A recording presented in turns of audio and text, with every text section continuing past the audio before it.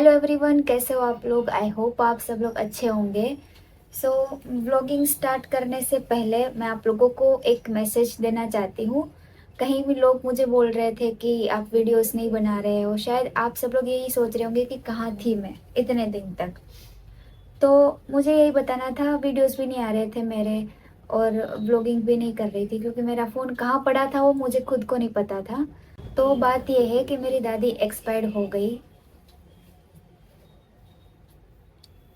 जो आप लोग सब मेरे व्लॉग में आप दादी को देखते ही होंगे, कहीं ना कहीं मैं उनको व्लॉग में भी लेती थी और बहुत सारी उनके साथ मेरी यादें हैं। वैसे बहुत कुछ याद आता है दादी से रिलेटेड, बहुत सारी यादें हैं उनसे।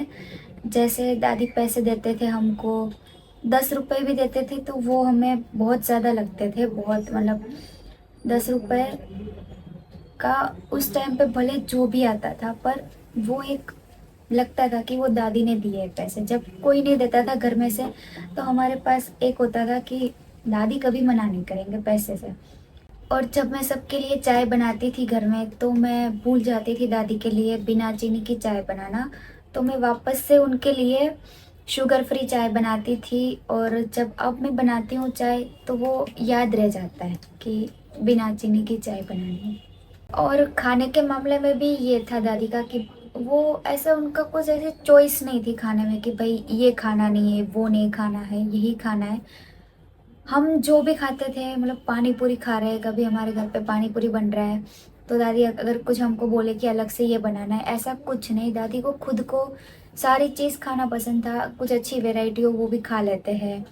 कुछ भी ऐसा था, कुछ भी मतलब ऐसी वैरायटी बनती थी घर में, सब खाते थे वो सब कुछ, क्योंकि उनको सब कुछ टेस्टी लगता था। अगर पानी पूरी हमको जितनी पसंद होगी ना, उससे उससे ज़्यादा उनको पसंद थी। हाँ, हम उनका हेल्थ का ध्यान रखते थे, हम हर तरह से उनके हेल्थ का ध्यान रखते थे इस मामले में।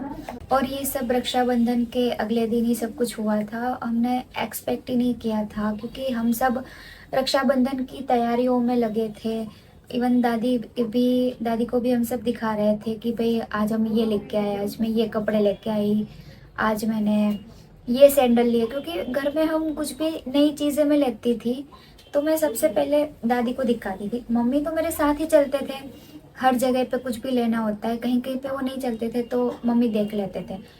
कुछ भी चीज़ें होती थी वो मैं सबसे पहले दादी को दिखाती थी घर में कि आज मैं ये लेके आई हूँ। दादी को दिखाने से ज़्यादा मैं जब पहनती थी ना, कुछ भी चीज़ें पहन के दिखाती थी ना, वो ऐसे खुश हो जाती थी।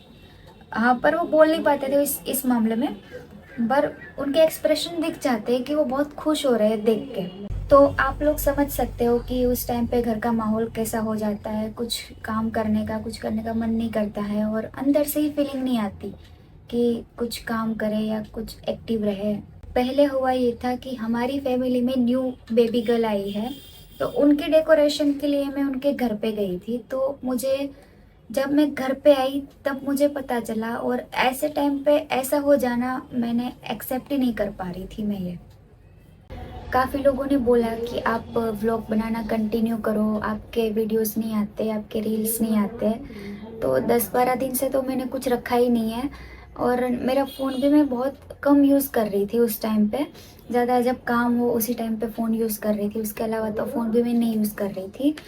और उसके बाद मैंने देखा सब लोग अपने अपने काम पे लग गए थे, सब लोग अपने अपने जॉब पे जाने लगे थे। इवन मेरे भाई पापा वो लोग भी अपने अपने काम में लग चुके हैं। तो मैंने सोचा कि मेरे लिए तो यही मेरी जॉब है और अब मैं चाहती हूँ कि मैं कंटिन्यू करूँ आगे। तो आज के लिए तो इतना ही था। मुझे जो भी कहना था वो मैंने आप लोगों को शेयर कर दिया कि अभी हमारी क्या सिचुएशन थी। बट हाँ, अभी से मैंने आप लोगों को मैं और एक मैसेज देना चाहती हूँ कि अब मैं रेगुलर व्लॉगिंग अपलोड करना चालू कर दूँगी, रेगुलर व्लॉग बनाना चालू कर दूँगी।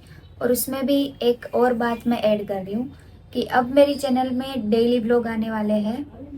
मतलब मैंने पूरा जो हमारा सितंबर मंथ है वो मैं पूरा डेली व्लॉग स्टार्ट कर रही हूँ मैं। मतलब उसमें मैं डेली आप लोगों को मेरा डेली रूटीन जो होगा वो मैं आप लोगों को दिखाऊंगी, जो कुछ भी नया नया कुछ भी ऐड होगा तो अब मैं वो नेक्स्ट व्लॉग में आप लोगों को डिटेल में बताऊंगी अच्छे से।